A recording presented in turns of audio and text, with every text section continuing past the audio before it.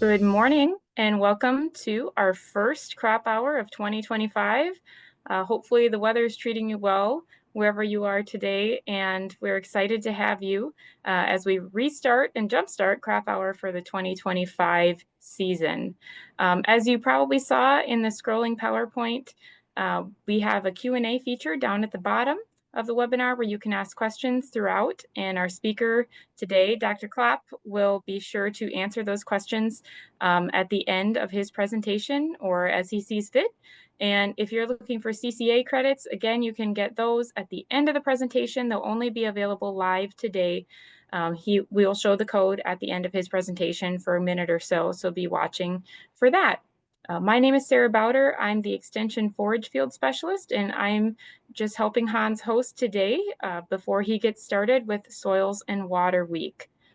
So Dr. Hans Klopp has been with SDSU Extension for about 2 years now, Hans, right? And he came to us from a pretty diverse background in soil science. So his bachelor's is from Stevens Point, and he looked at water resources there, went on to a master's at SDSU in soil science, and most recently has a PhD from Wisconsin-Madison in soil science as well. He's great and knowledgeable with basically anything soil health. He's our soil health field specialist and works well with our agronomy team. So I'm excited to introduce him today. And without further ado, Hans, I will turn the floor over to you. Okay, hi. I appreciate everyone who came here today to listen to this. So I'm going to talk about optimizing cover crop biomass in corn and soybean cropping system. And if you've driven through eastern South Dakota, you know a lot of the people primarily grow corn and soybeans. And one of the issues with growing crops that take the entire growing season is there isn't very much time for cover crops to grow in the fallow period between harvesting corn and planting corn or soybeans the following year. So that kind of limits the cover crop species that can be planted and the overall diversity of cover crops you can add to your system. And you most limited to winter hardy species such as cereal rye, which is by far the most commonly used one. There's other hairy vetch winter camelina also can be used in a few other species, but they don't generally haven't been performed, don't perform as well as rye. And also we need to do some more research testing. No, let me get to the next slide. So of the soil health principles, which I think many of you have seen, is these are promoted by NRCS and the South Dakota Soil Health Coalition, is to keep the soil covered, which is have armor on the surface, which is most easily done by leaving your plant stover residue in the field, and adding cover crops also helps keep the soil covered and to minimize disturbance.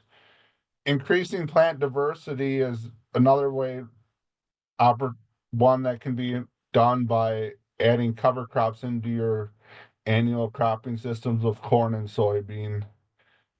And keeping a living root is another one of the soil health principles, and that cover crops also help keep roots growing in the soil throughout the year, which help hold the soil in place and help add fresh food for soil microorganisms to eat. And the last one of the soil health principles is to incorporate livestock.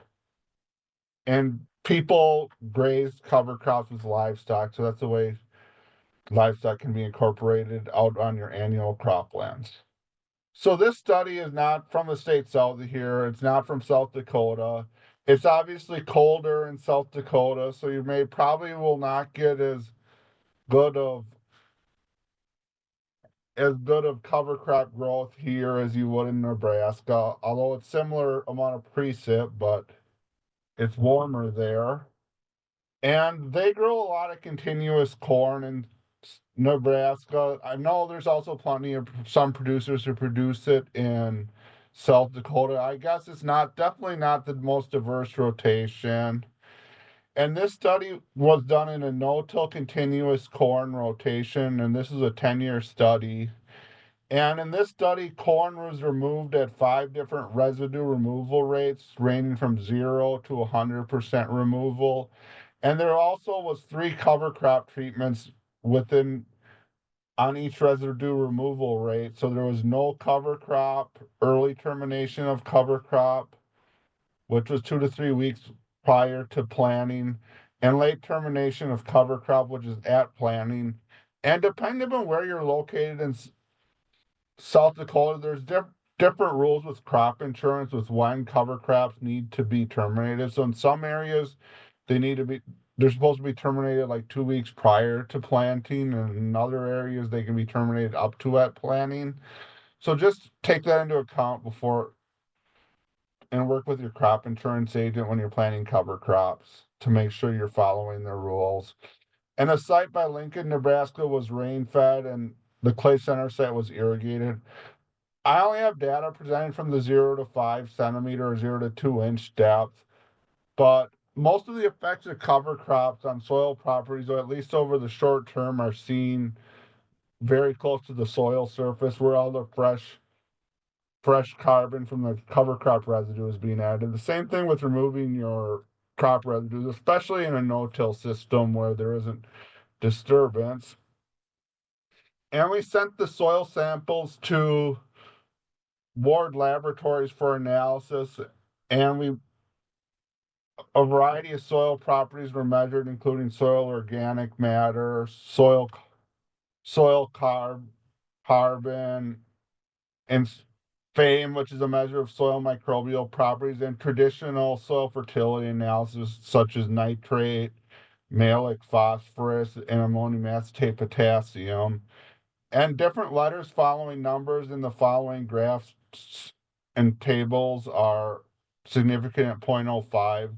And the corn received pretty high nitrogen fertilization rates at both sites, which may be why there's the yield effects that we see from the interactions with the cover crop, because this was put on in spring right before the corn was planted. So here's the effective termination timing on cover crop biomass. And every year at the irrigated site and 9 of the 10 years at the rain-fed site, there was more cover crop biomass produced under the late termination date than the early termination date. And in the paper I'm working on from this, I'm only looking at the last year 6 to 10, but averaged over the study at the rain-fed site, the average amount of biomass produced from the late terminated cover crop was 970 pounds per acre, and the early terminated cover crop was about 340 pounds per acre. And at the irrigated site, about 2,200 pounds per acre of biomass was produced at late under the late terminated, but only about 230 pounds into the early terminated. And in theory, if you're adding more carbon into the soil via cover crop biomass, you should be increasing the soil carbon and improving your soil health. And also, for every 1,000 pounds of cover crop biomass that's produced above ground, there's probably like 500 or 600 pounds of roots from the cover crop that's being added back to the system below ground too. So increasing how much that's produced by the cover crop should improve soil health more. And here's the effect of residue removal treatments on cover crop biomass. The previous graph was averaged across the removal rates because there really wasn't, only a few of the years there was a termination date by residue removal effect, which indicates that under certain rates of residue removal, one of the cover crops termination dates produce more biomass than the other. So essentially, some of the years when you've removed all the residue, the cover crop produced more biomass, which probably is because the soil's a little warmer once it thaws and the cover crop starts growing a little faster. But it's really not all that much. It's probably about 75 or 100 pounds more biomass produced each year. So here's the effect of the different cover crop termination timing on grain yields. And the error bars I have on these graphs are standard deviations. And I know if you were a producer, if you look at some of this data, you're like, oh, this year the corn in 2020 the corn yielded what like 25 bushels per acre higher under the early terminated cover crops than late terminated or no cover crop. But with how much variation there is in the data, there's not a statistical difference in the data. And the same thing occurred at the rain-fed site and here's the effect of residue removal on grain yield, and the residue removal really didn't affect grain yield either. And like throughout the year of the study, rain in 2 of the years earlier on at the rain-fed and irrigated site, the late terminated cover crop reduced grain yield to no cover crop. And in one of the years at the rain-fed site, the late terminated cover crop actually had a higher yield. I just did show it in this presentation. And the residue removal didn't really have any effects on grain yield.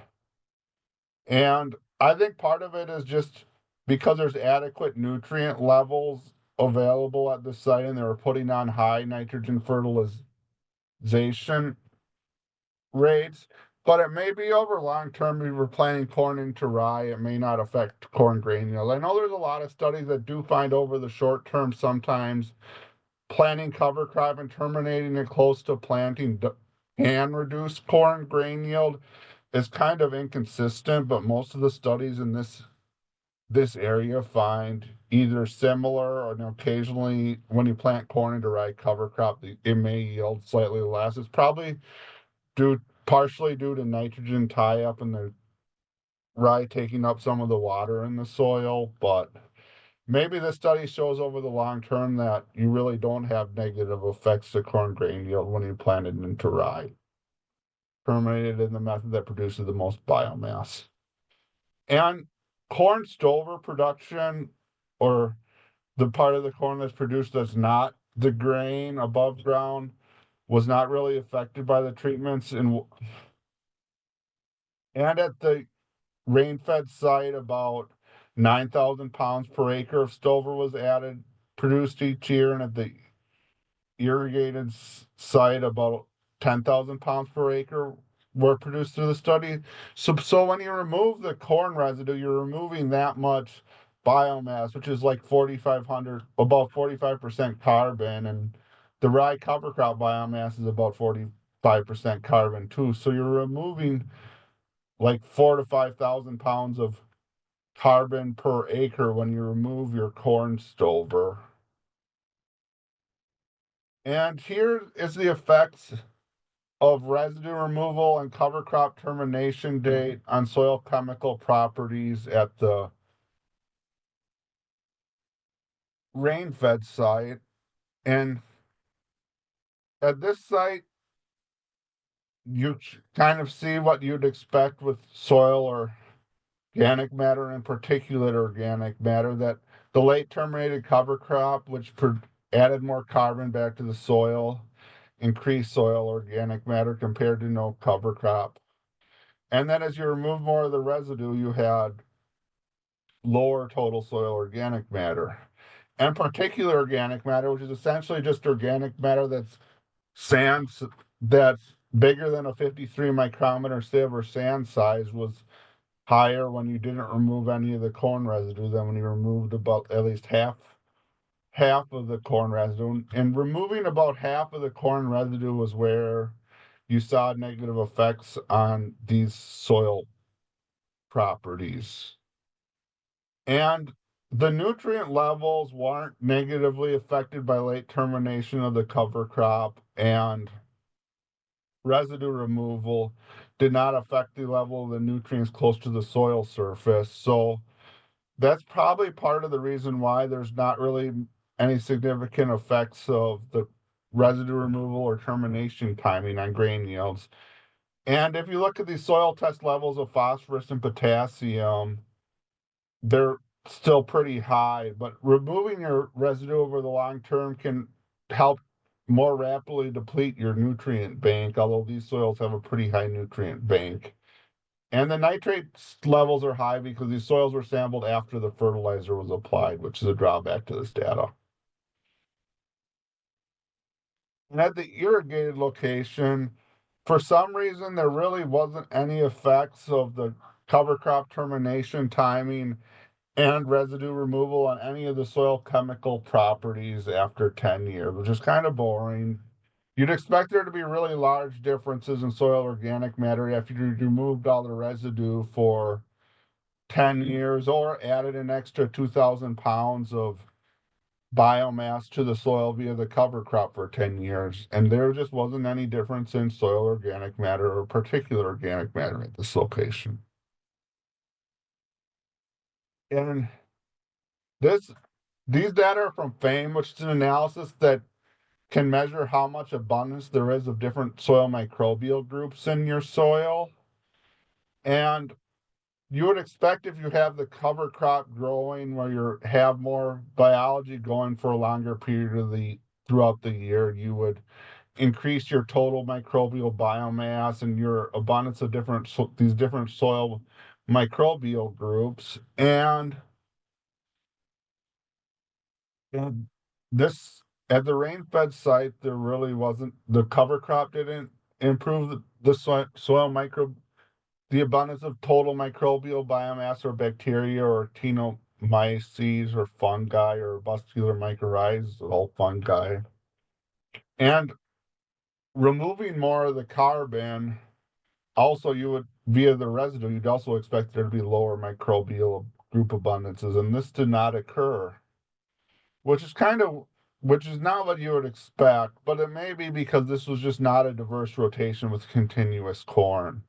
But the cover crop didn't improve it, and the cover crop is adding additional diversity. And here is the soil biological properties from the at the irrigated site. And also there wasn't any improvement in the soil microbial group abundances in at the irrigated site or and they kind of have a trend of increasing at intermediate residue removal rates, which doesn't I don't really understand why, but it's not what I'd expect. But it having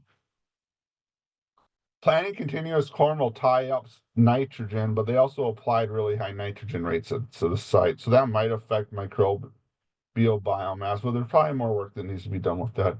And here's soil physical properties that were measured, which included bulk density, which is how dense just the dry soil mass per volume, and mean weight diameter of wet soil aggregates, which is an indication of how stable the soil is when it's wet. So you take some soil and you put it on a set of nested sieves and you sieve it, and it's an indication of how much to the soil retained on each size of sieve that's on the nested set of sieves. So if you have higher mean weight diameter, you have more stable soil structure. And if you have lower bulk density, you have less compaction.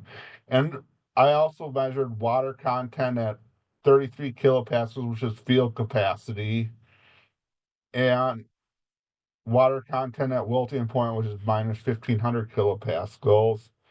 And plant available water is commonly assumed to be the water available between field capacity and wilting point. And as you would expect, the cover crop reduced soil compaction near the surface, but it didn't really affect the the water content at field capacity or wilting point or plant of water availability to plants.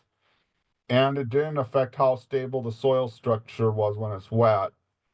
But residue removal tended to reduce how stable the soil structure was when it was wet, and it reduced the ability of the soil to store water. And removing just about 25% of the residues began to reduce how much water the soil could store. So essentially, you're reducing the ability of the soil to store water and how when you remove all the residue, which is not desirable. But it really didn't have any effect on grain yields. And at the irrigated site, there was no effects of the cover crop treatment, residue removal, or the interaction of them on soil, any of the soil physical properties which I measured, which is kind of interesting because when they sampled the site after 6 years, there was effects of the treatments on soil, these properties. So this data is just interesting to show because it's how these properties change over time after at the same location. And this is probably one of the more commonly measured properties related to soil health, soil organic matter. And the the soil organic matter doesn't really follow a consistent trend in level throughout this study at either site. It's kind of, and you would expect the soil organic matter to go up when you have late terminated cover crops over time, and then to go down where you have no cover crop, or go up when you keep all the residue, and go down when you remove all the residue. And this data shows that it sort of happens, but it really doesn't happen, and it just varies a lot year to year. So essentially, you are seeing that it took 10 years for the late terminated cover crop to improve soil organic matter at this rain-fed site. And after 6 years, the late terminated cover crop improved soil organic matter at the irrigated site compared to no cover crop. And the early terminated cover crop had less of an effect, but then after 10 years at the irrigated site, there really wasn't any treatment effect. The cover crop did not affect soil organic matter at the irrigated site. So it takes a while to see benefits that are measurable to a lot of your soil properties from doing some of these soil health practices, such as incorporating cover crop. And resid residue removal had negative effects on soil organic matter at pretty low percentages after 6 years at the irrigated site, but no effects after 10 years. And then at the rain-fed site, removing at least half your residue really started to reduce your soil organic matter after 6 years at the rain-fed site. And here's particulate organic matter, which is essentially a measurement of fresh carbon that's being added back to the soil. And what's interesting, at the rain-fed site, there wasn't any effects of the cover crop treatments on it, but at the irrigated site, there was effects after 3 and 6, but not 10 years. And then residue removal reduced it, although the levels weren't clearly constant with time at the rain fed after 6 and 10, and only after 6 years at the irrigated site. So these are dynamic properties which should change in one direction with over time, but I don't think they're probably a better thing just to show whether one field is different than another field, or treatments are different from each other at a certain time period. And here's wet aggregate stability, which I mentioned in the soil physical properties. This property is found to be pretty rapidly responsive to management. So it's pretty commonly measured as a soil health indicator. And you can see after 3 years, the cover cropping, late terminated cover crop improved it at both sites, but then after 6 and 10 years, there's not really as much of a difference in it. And that over the short term, residue removal reduced wet acre stability, but for some reason, after 10 years, there was not any statistical difference at both sites, which is kind of puzzling to me, but I guess it's what you get from measuring data. But I do think removing the residue does have negative effects on it. And it shows that after just 3 years at these sites, that there was negative effects to removing residue and benefits to it from optimizing cover crop biomass via late termination.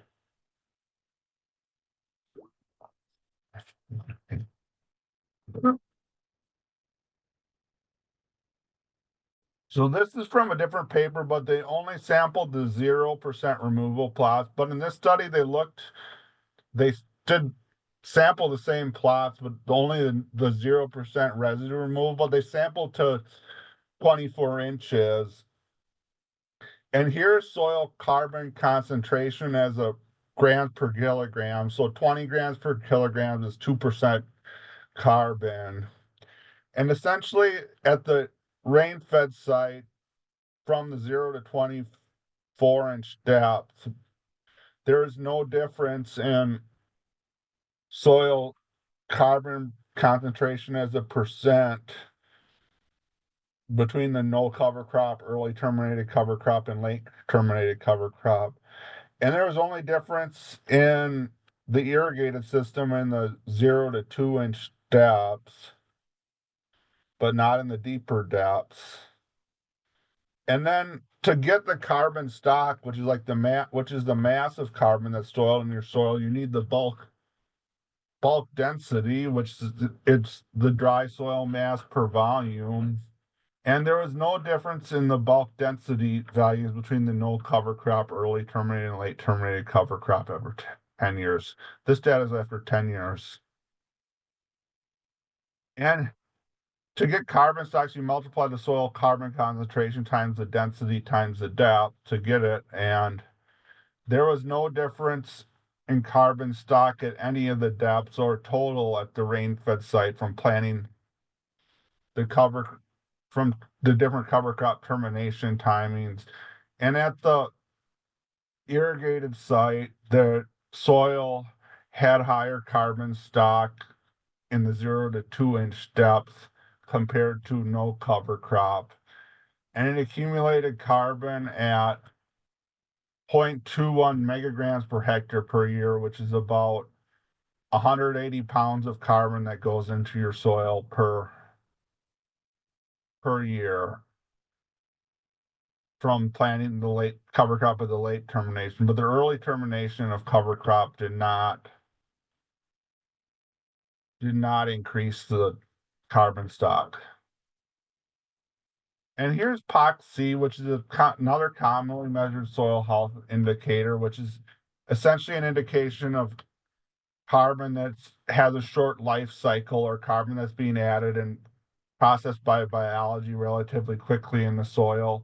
And there was more POC when you had cover crops at the plant and cover crops that are or either termination timing near the surface at the irrigated site, but not the rain-fed site. And here's particulate organic matter, which I previously talked about in the talk, which is basically fresh carbon that's being added back to the system. Essentially, if you do practices that improve soil health, you should have more particulate organic matter. And there is more particulate organic matter at the irrigated site with the zero, like either cover crop treatment, but its only effects are shown near the surface.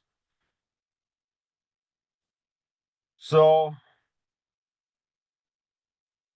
essentially, like sometimes what I would say from the study is like late in, using cover crop methods that increase biomass production are probably going to show more benefit to soil health and planting cover crops and terminating them early where they produce more biomass. And it takes a long time for these things to occur. But so you need to be patient and stick with doing the practice for a long period of time. And for some reason at these sites, there wasn't much of effective cover crop termination timing on soil microbial community, which is not what you'd expect, but probably just need to do the study in different rotations and at more sites. And removing the residue can reduce your soil water storage, but I guess it didn't really reduce yield in these sites. And I think I already talked about this. So now I'm going to talk about a different cover crop planting method, which I don't know how many people here have tried tried this method, but it's about interseeding cover crops into corn and soybeans.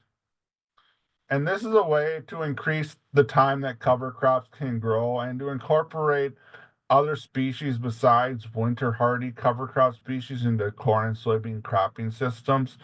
So essentially, how this is done is there's either customized drills or you plant the corn or soybeans and you in the inner row areas of the corn and soybeans, you'll either broadcast some type of cover crop seeds or drill them between the rows. And I did a global review and looked at all the studies that tried interseeding cover crops into corn and soybean cropping system. And I looked at their biomass production and their effect on grain yield and effects on soil properties, but they were all really short-term studies and they didn't really find that much effect of them on soil properties other than grass species reducing soil nitrate in corn, which is kind of what you would expect. So in graphs, the error bars are standard deviation, and the number of observations from different studies are above the column. And most of these studies were conducted at 76 centimeter or 30-inch row spacing, which is pretty common row spacing for corn and soybeans. So these are different cover crop species that were planted into corn. Granted, these studies are range from New York and Maryland to North and South Dakota and Nebraska.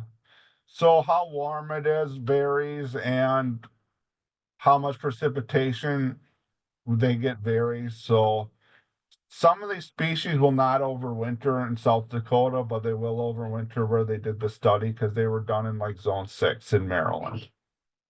So essentially, there really wasn't any cover crop species averaged across the studies that produced the most biomass, although having a diverse mixture of species produced more biomass than just having any individual species. And most of the studies focus on using shade tolerant species such as annual ryegrass or some of the clovers and cereal rye and radish, which also are really common cover crop species that are used. And still, you really only got like a couple 100 pounds of biomass per acre, which really isn't. If you looked at what I talked about in the previous work I done and other studies in the series, frequently when you plant cereal rye into corn or soybean cropping systems, you probably get a similar level of biomass, or sometimes you might get more biomass.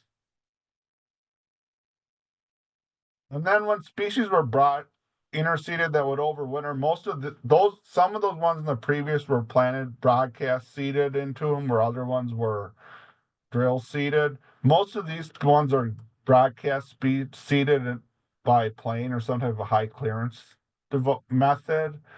But these species were more commonly planted later during the reproductive stages, where some of those other species in the previous slide were planted during both the vegetative and reproductive stages.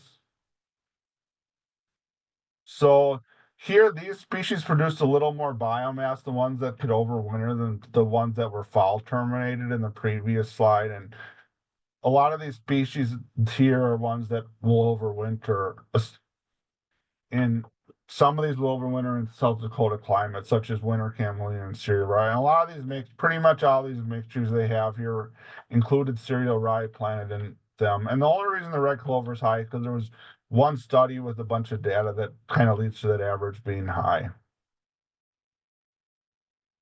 And here's the biomass production from different cover crop species that were interseeded into soybean. To be honest, I was surprised with the amount of studies I found that tried interseeding them into soybean. I know soybeans don't people really don't want things competing with their soybeans.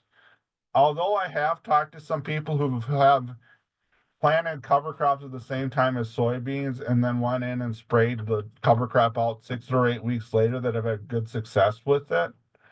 These studies planted the cover crop and just let the cover crop continue to grow with the soybean throughout the growing season, and they did not terminate it chemically. Well, the soybean was growing. So I think we need to do some trials where we terminate the cover crop, plant the cover crop at the same time as the soybean, then terminate it like 8 weeks later. But you can see that some of these cover crops produce a decent amount, but they still only produce like biomass levels in the hundreds of pounds in the fall when they were cut. The reason they have fall and spring biomass is some of these species would overwinter and some will not. So, and a lot of times you want to incorporate summer annual species when you interseed them that will terminate by frost because you can add additional diversity, and maybe you don't want cover crops growing throughout the winter. And here's spring cover crop biomass production from different species that were interseeded into soybeans. And again, this focuses a lot on rye and hairy vetch and winter camelina, which are commonly planted species after corn or soybean harvest and then are terminated the following spring prior to planting. And these produced about 1,500 to 1,000 pounds of biomass, the winter hardy species did. And here's fall biomass production when planting the corn at different corn growth stages. And you can see as the cover crop is planted farther along in the corn growth stage, the biomass produced in the fall tends to be reduced. And the most biomass produced in the fall was when the cover crop was planted at the same time as corn. And here's spring biomass production when planted at different corn growth stages. And here the most biomass was produced when stuff was broadcast on at corn physiological maturity. So this is more winter hardy species that will overwinter that are planted into the corn later in its growth stages. And here's the fall biomass production when planted into soybeans at different growth stages. There really wasn't that much of a consistent trend of the growth stage having that it was broadcast on affecting fall biomass production. And here's spring biomass production. And most of these studies planted it during around when the soybeans are mature and broadcasted on. And I think if you planted after R5, you've got similar biomass production. And essentially the purpose of planting the cover crop when the crop's at physiological maturity around September 1st versus post-harvest drilling is it gives the cover crop an extra month or two of growth in the fall to become established compared to post-harvest drilling whenever corn or soybeans get harvested. And I looked at different factors that affected, and one of the factors I looked at was effective average annual precip. And what was interesting is the fall biomass production was not really affected by the amount of precip the average precip location got, but the spring biomass production was much higher when they would fly on the cover crops, mostly around physiological maturity. So I think the limited biomass production from just broadcasting the cover crop, broadcast or drill seeding the cover crop into it early as it just competes with the main crop for resources. The main crop overtakes and it just doesn't produce a lot of biomass.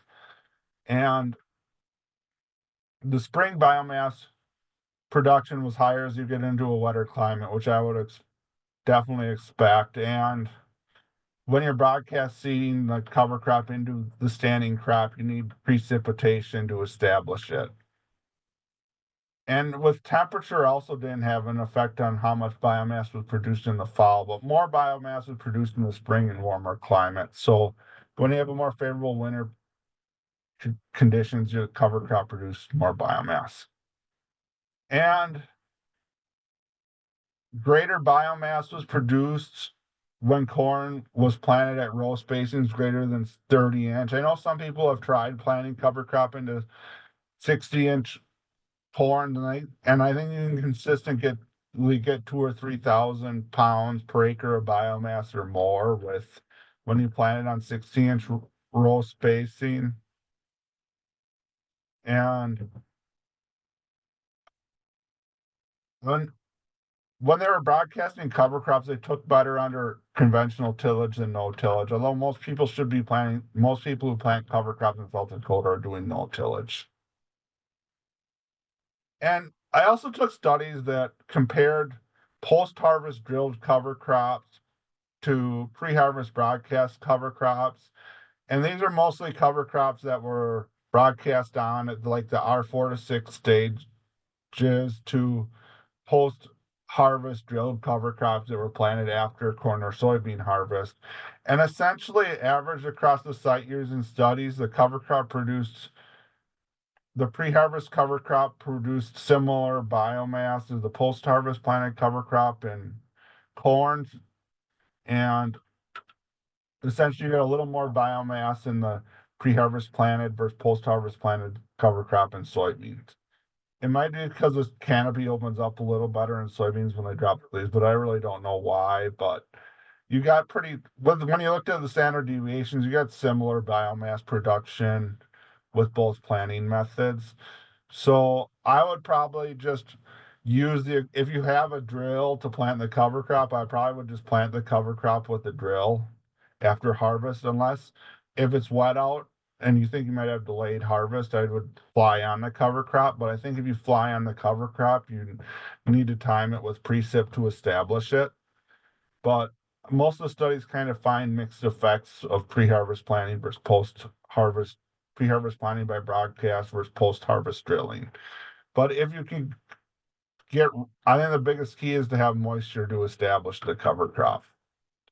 And here's the different species that from these papers that compared post-harvest planting via drill versus pre-harvest broadcasting, and they found that you've got pretty similar biomass production, whether you post-harvest drilled it or pre-harvest broadcast it. So there wasn't any difference in establishment between species. But obviously, a lot of these species focus on rye, and these mixtures mostly contain rye, and there's only a few other species that they have tried it with. I did try broadcasting some cover crops this year, and unfortunately, the weather didn't cooperate very well. But I should have probably, maybe next year when I do this, I'll include that in my presentation, what my results were. But they definitely aren't the greatest. And here's some graphs of the effects on relative yield. And some of these studies actually tried planting the cover crop like a living mulch to suppress weeds. And essentially, when you had cover crops, they reduce the weed biomass compared to the weedy control. So, like in corn, there was about a quarter of the amount of weed biomass when you had a cover crop planted average across species versus the weedy control, but the weed biomass was still less where they either cultivated or controlled the weeds by herbicide. And in soybeans, there was about half the amount of weeds in the cover plots that were under cover crops average across studies compared to the weedy control, but there's still less weed biomass and weeded control too. And in these graphs, I compared the relative grain yield to the weeded control. So essentially, when you interseeded the cover crop into corn, a few of these reduced the yield some, such as I think cereal rye and a couple of other these, but most of the time you got yield that was similar to having no cover crops, but none of them really increased the corn grain yield. And this is averaged across planting dates of the cover crop. And here's the effect of the growth stage where you interseeded the cover crop in relative grain and corn. And when you planted the cover crop at the same time as you planted corn, you had a very large reduction in corn grain yield. And when you planted it after V4 stage, it really didn't affect grain yield, which probably is because after that stage, the corn has an advantage of outcompeting the cover crop. But planting the cover crop at planting can have negative effects, can reduce the corn grain yield probably because competition between the cover crop and the corn. And here's the effect of different cover crop species on the yield of soybeans. And some of the leguminous cover crops tended to reduce the soybean grain yield compared to no cover crop. But most of the other cover crop species really didn't affect it. Cereal rye also reduced it some, but none of them really improved it either. So I don't know. I think sometimes you may get negative effects in yield. And here's the effect of crop growth stage and soybean yield. And a lot of these ones on soy, and when you planted it early on in soybean growth and let it grow with the soybeans, it negatively reduced yield, whether planted at planting or V4 stage, and there really wasn't any other between that. But so I think we don't want to plant the cover crop during the early growth stages of corn and soybeans, because unless you terminate it like 6 to 8 weeks afterwards. So it does seem to show that it can negatively reduce grain yield from these studies. And here's the paper that it's in. And here's my contact information. And does anyone have any questions? Has there been any analysis comparing rye versus winter wheat in South Dakota? And I I think I was actually just working on doing this book chapter on cover crops, and it's crazy how many more of them just plant cereal rye versus winter wheat cover crop just across the country. They mostly focus on using rye as a cover crop. I think I think you'll probably get a couple 100 pounds per acre more biomass if you terminate rye at a certain date versus wheat, at least early on. So if you let the cover crop go into June, there may not be as much of a difference, but I think if you terminated it in like late April or early May, which you would frequently do when you're planting corn or soybeans, you probably would get a little more biomass in rye versus wheat. But I don't have the specific data in front of me. Because rye comes out of dormancy quicker than winter wheat does.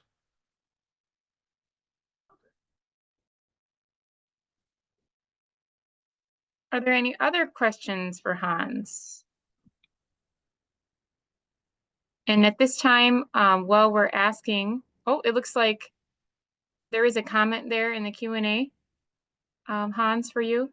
And at this time, if our team would like to put up the poll, we do have a short poll we do after each speaker, and this just gives us an idea of what you like to see with our speakers and how much you're learning so that we know how to plan for next year and next week, honestly. So the next question is, in the studies, it doesn't seem like there is much differential between when is the best time to terminate the cover crop for soil health and microbial activity, when is the best to terminate.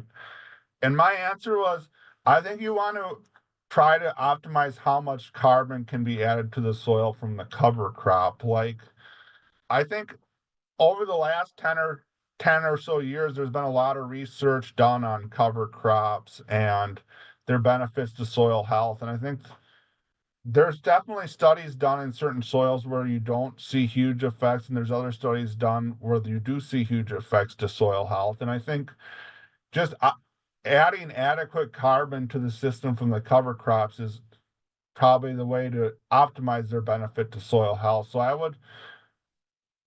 would do what works for your system. Like, I think if you have a cover crop and terminate it 1 or 2 weeks prior to when you plant your corn, if your corn does well, I would do that. But I think if you do methods to increase how much biomass you add to the soil, that's going to do the largest benefits to soil health in the long run.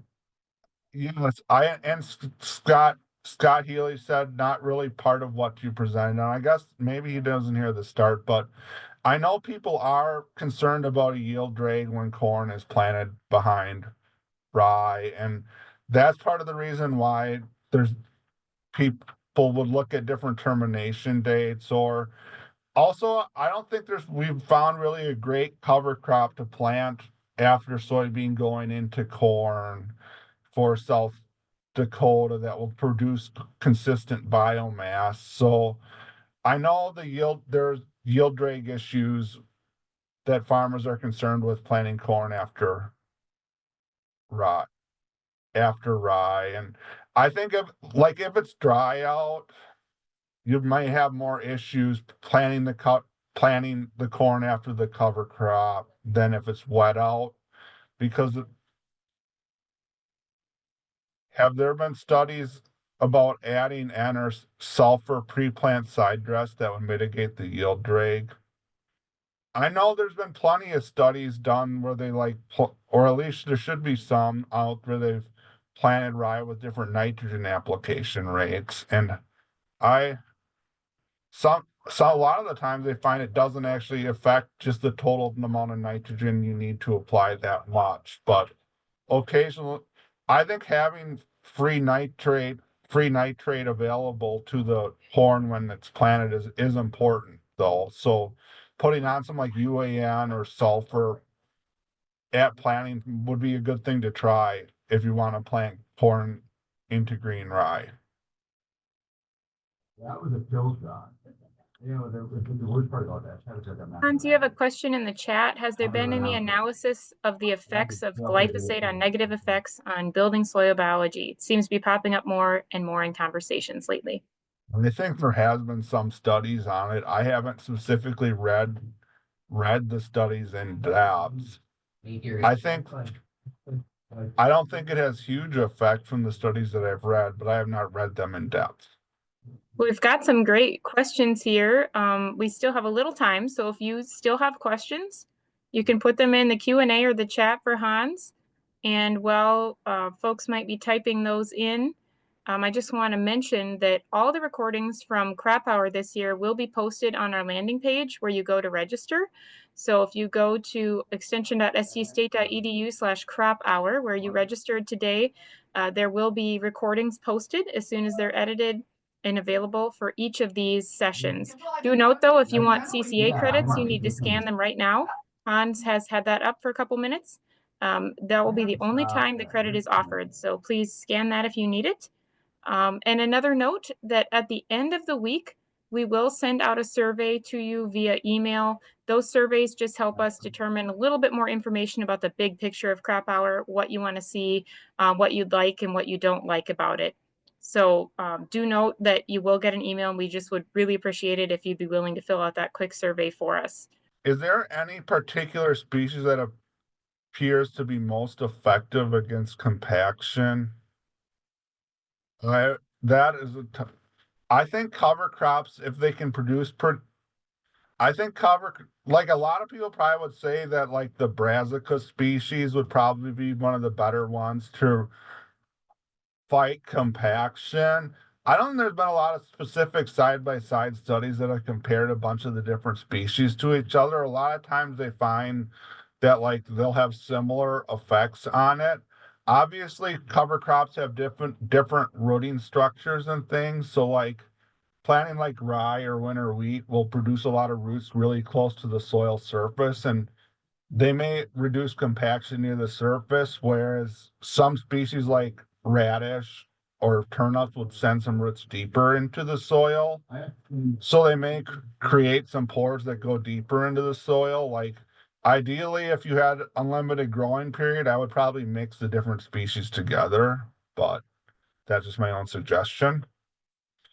But some of the studies comparing mixes to individual species don't really find any difference in their ability to combat compaction at the same site. But part of the issue too is a lot of these studies are in like corn soybean cropping systems where rye is the cover crop that's going to probably produce the most biomass. And if you mix some turnips and vetch into the rye, the biomass will probably still be dominated by rye. But that's because a lot of these studies are focused on cropping systems which are primarily corn or soybean dominated too. And it's not studies which allow a really long period of time for some of these other cover crops to grow and produce a lot of biomass. These have been some great questions and conversation, kind of bringing up some good points. And Hans, another thing, you might have mentioned this too, is the cover crop poster that's put out by the Soil Health Coalition and NRCS. It does have ratings too for things like compaction and water usage, things like that. So that'd be another place you could look. Of course, those are based off, some off of data, some off of just getting a bunch of experts in a room trying to determine something. Yeah. But that might help too. Yeah, I think that's a good thing too, is just look at the ratings and look at what experts think they will work best for. And you can get that poster from the South Dakota Soil Health Coalition or NRCS or from our extension offices, and we're out. You can contact us if you have any more questions about any of us, if you have any more questions about cover crops. Do note that I believe Kira put out his contact information in the chat. So if you want to reach out to Hans about this presentation or other soil health related questions, you can reach him at that link, where that link takes you to his email and his phone number. And we really appreciate everyone joining us today. Hopefully you enjoyed our first crop hour, and we will see you back here tomorrow at the same time, 10 o'clock Central Time, for our next presentation for the Soil and Water Week. Thank you.